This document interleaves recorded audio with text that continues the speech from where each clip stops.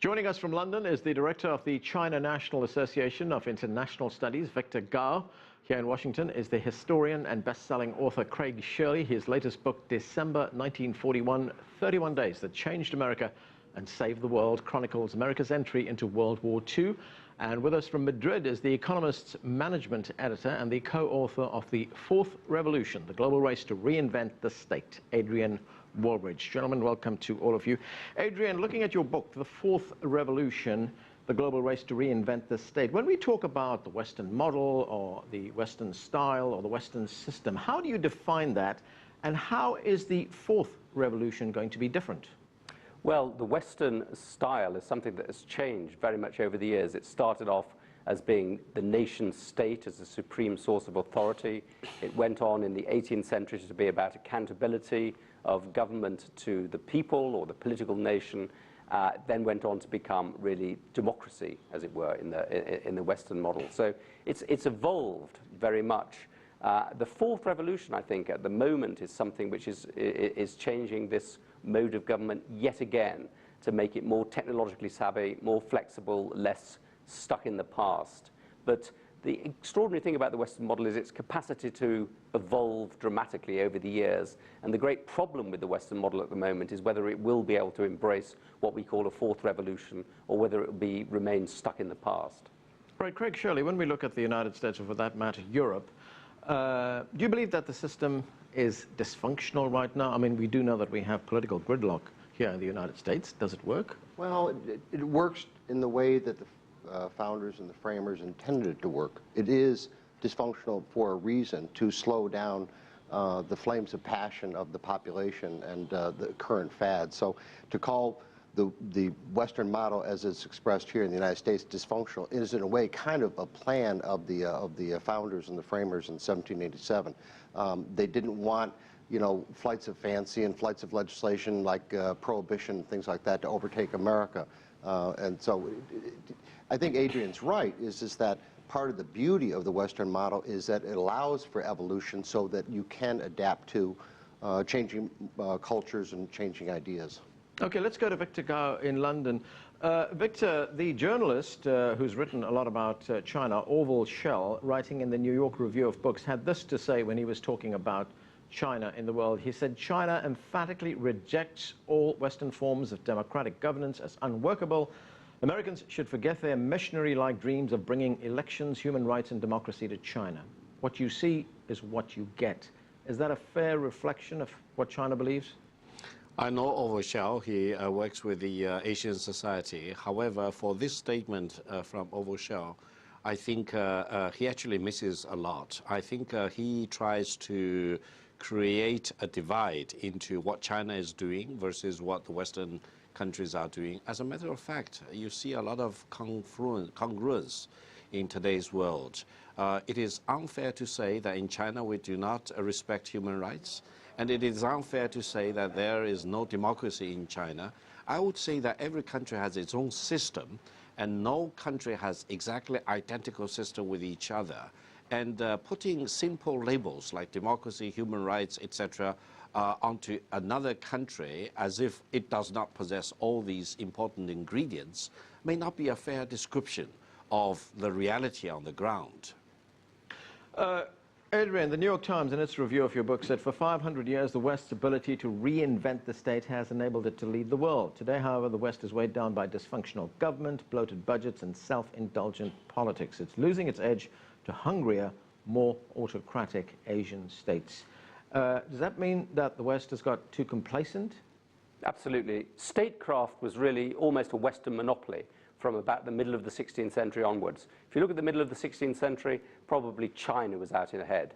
But from the middle of the 16th century onwards, Europe keeps inventing and reinventing the state, reinventing the art of government, reinventing statecraft in this extraordinary creative way, adapting it to different circumstances, whether it's the need to be accountable or the need to provide public welfare. And something's gone wrong in the last few years, I think, both in the European Union, where government has become sclerotic, bureaucratic, and in many ways unaccountable to the people. You know, very self-indulgent politics from Brussels, and in the United States, where I think that, of course, the founders did intend the system to be a cooling one, to stop fads, but we've never had, before, as far as I can remember, a system which you combine this system of checks and balances with highly ideological, highly polarized politics. So, you know, we're having a situation where America is not even being able to pass a budget quite frequently, let alone deal with big, profound entitlement problems. So I think the quality of government in the West is very inferior at the moment. It's gone down in quality, and it's gone down in quality at exactly the time when other countries, particularly China, also Singapore, have really improved the quality of their government. So the fate of the world has really been in the hands for some time of countries that have regarded themselves as liberal, more recently regarded themselves as democratic, and have regarded their capacity to govern as one of their comparative advantages. Now that comparative advantage is fading, and comparative advantage has gone to the hands of China with its sort of model of top-down, authoritarian, Mandarin-driven modernization. I think that's a very important moment in the history of the world. Craig, Adrian raises a great point there on the quality of government. As you pointed out, we have gridlock in the United States right now, but that is by design. Yes. But the point he makes is that we also have ideological motivations, polarization, which is taking place right now, where nothing is actually happening. Well, but we've had ideological polarization in this country. As a matter of fact, is that, speaking about the United States, it's always been divided. Benjamin Franklin's own son was imprisoned as a Tory spy. There were many British sympathizers here during the Revolution. The Civil War was about division in the United States. Something like 55 members of the House of Representatives voted against Wilson's declaration of war going into World War I. There's only, and of course, Iraq in the last 10 years and nation building and all those things have proven that America has always been a divided country. There's really only one time when you can point to this country being united, and that was the afternoon of December 7th, 1941, when everybody supported entry into the Pacific War. And then 3 days later, when Mussolini declared war in the United States, then everybody supported a response declaring war on Hitler and Italy. But the beauty of, I think, the Western model is the beauty is its weakness, because its weakness does not allow very long for too much concentrated power, which leads to inevitable gridlock and leads to partisan fights. Is that we've seen an ebb and flow in this country of centralized authority, say like during when Lincoln was president, centralized authority under Wilson and under Franklin Roosevelt, and then now you have more centralized authority under first George Bush and now Barack Obama. But I think that opens the way for a competing argument, which is to decentralize authority in order to get things done in this country. Victor, we're hearing a lot about the Western model, the fact that it is able to evolve in the way it can, the fact that there is gridlock, but that's built in, that's a kind of check and balance on the system. Does any of this hold any attraction for China at all, or has China just pretty much dispensed with all of that? No, I would say in China, the consensus view is that without democracy, there will be no real modernization.